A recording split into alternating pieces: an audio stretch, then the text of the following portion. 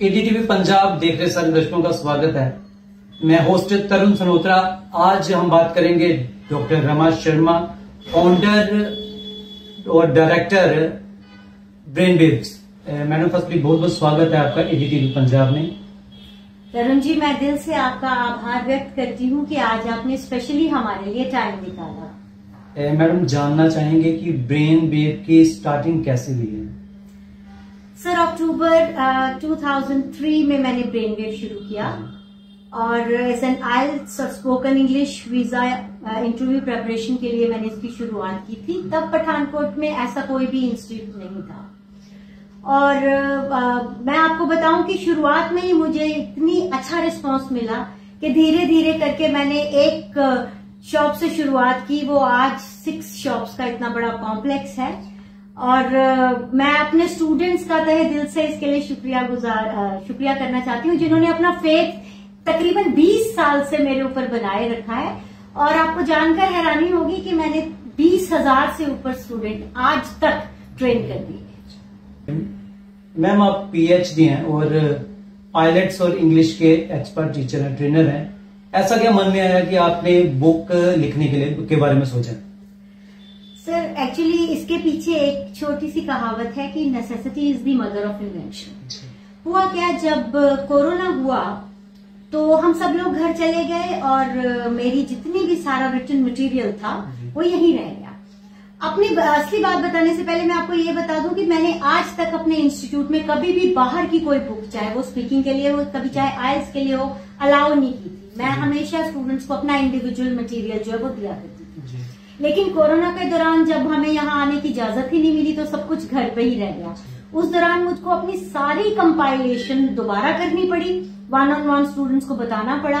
और जब कोरोना खत्म हुआ, मेरे स्टूडेंट्स ने एग्जाम दिया, तो it was actually a blessing in disguise. मेरे सारे स्टूडेंट्स, इवन जो मुझे लगता था लेस देन नॉर्मल है, उनके भी 7 बैंड से कम नहीं आए।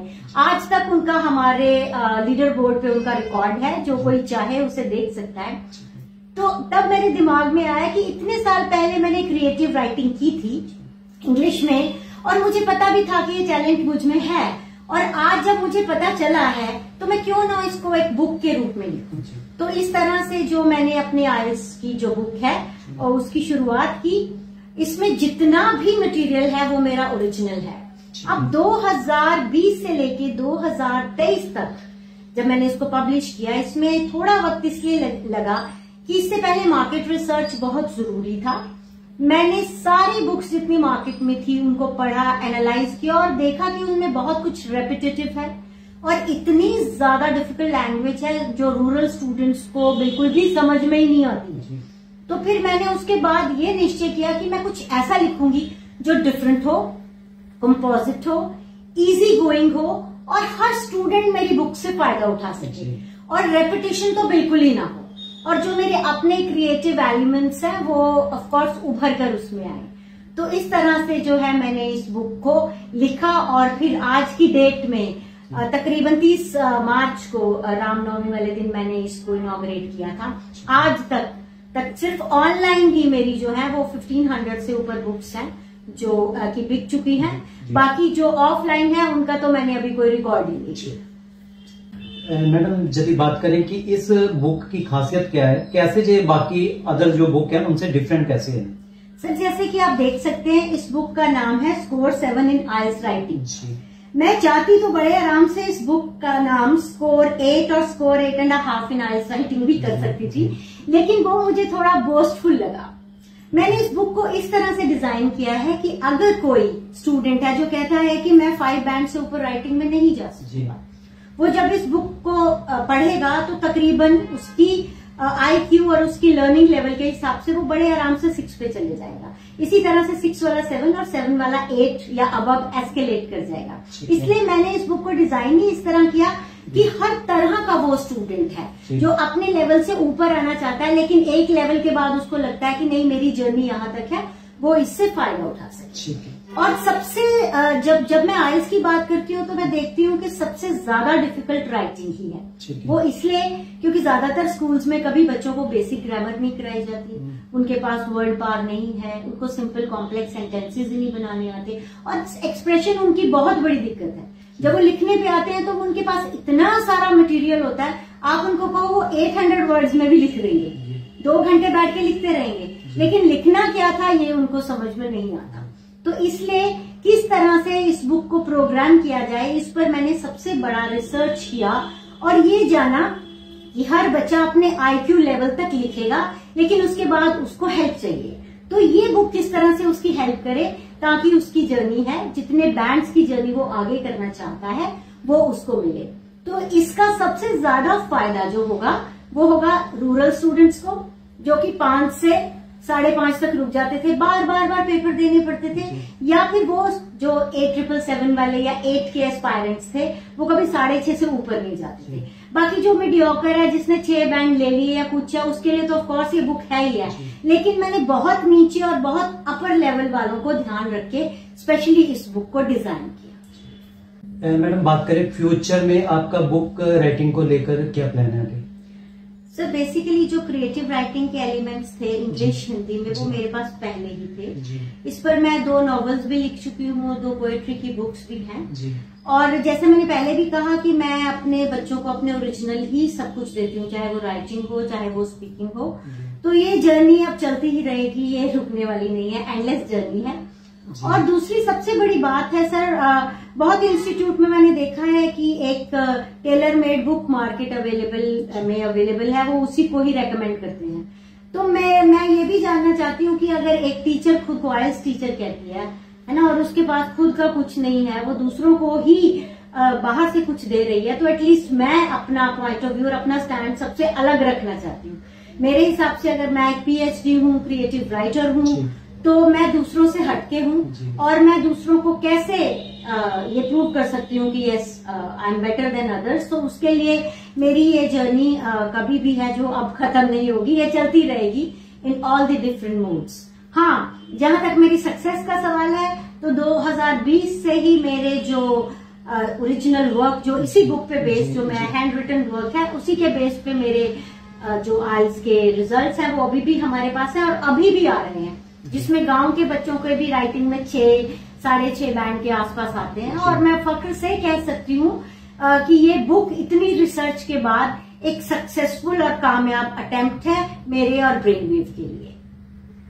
मैडम वैसे काफी बच्चे हैं जो काफी ज्यादा बेनिफिट्स ले चुके हैं और ले भी रहे हैं, मतलब कि आपकी तरफ से ऐसा क्या मैसेज रहेगा कि काफी सारे बच्चे जो मतलब कि बैंड्स को लेके काफी ज्यादा परेशान रहते हैं, आपका क्या मैसेज रहेगा उनको लेके? सर मैंने देखा है बहुत सारे बच्चे मेरे पास आते हैं, वो अलग अलग इंस्टीट्यूट्स में जो ट्रेनिंग लेने के बाद बार बार एग्जाम देके उनकी प्रॉब्लम रहती है कि या रीडिंग में या राइटिंग में या स्पीकिंग में उनके स्कोर्स फंस जाते हैं और वो उसको रिकवर नहीं कर पाते। तो सर जैसे मैंने पहले ही कहा, जो बेसिक प्रीलिमिनरी प्रॉब्लम्स होती हैं, जिनके जो एक फाउंडेशन बिल्डिंग होती है इंग्लिश में, वो ना स्कूल्स बनाते हैं और इंस्टीट्यूट्स में भी ऐसा कुछ जो है वो मोडस ऑपरेंडी नहीं रहता। उसके पीछे रीजन है कि अगर एक बच्चा खुद 6.5 बैंड्स या 7 बैंड्स लेकर बैठा है और वो ही आगे टीचर अपॉइंटेड है, तो वो बच्चे को शायद उतनी डिटेल में कुछ नहीं करवा पाएगा। यही जो एक लर्नर की फेलियर का काम रहता है। तो सबसे पहले जो मेरा, जब मैंने ये इंस्टीट्यूट शुरू ही किया तभी सर मैं मास्टर्स इन इंग्लिश थी और टॉपर थी पंजाब यूनिवर्सिटी की। तो आज भी मुझे नहीं लगता कि एक MA, MEd, PhD I won't be boastful ऐसा कोई सिटी में है।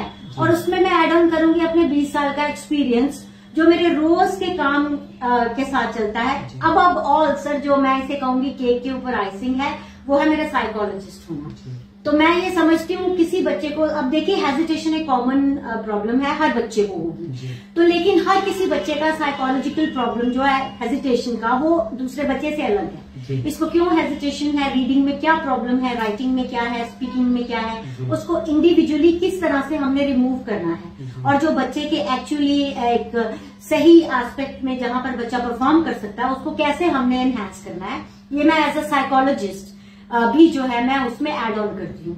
तो इस तरह से मैं अपने बच्चों को ये मैसेज देना चाहती हूँ, क्योंकि जैसा कि मैंने कहा 20,000 से ऊपर बच्चे मैंने ट्रेन किए हैं और इंडिविजुअल एम्फेसिस के किए हैं।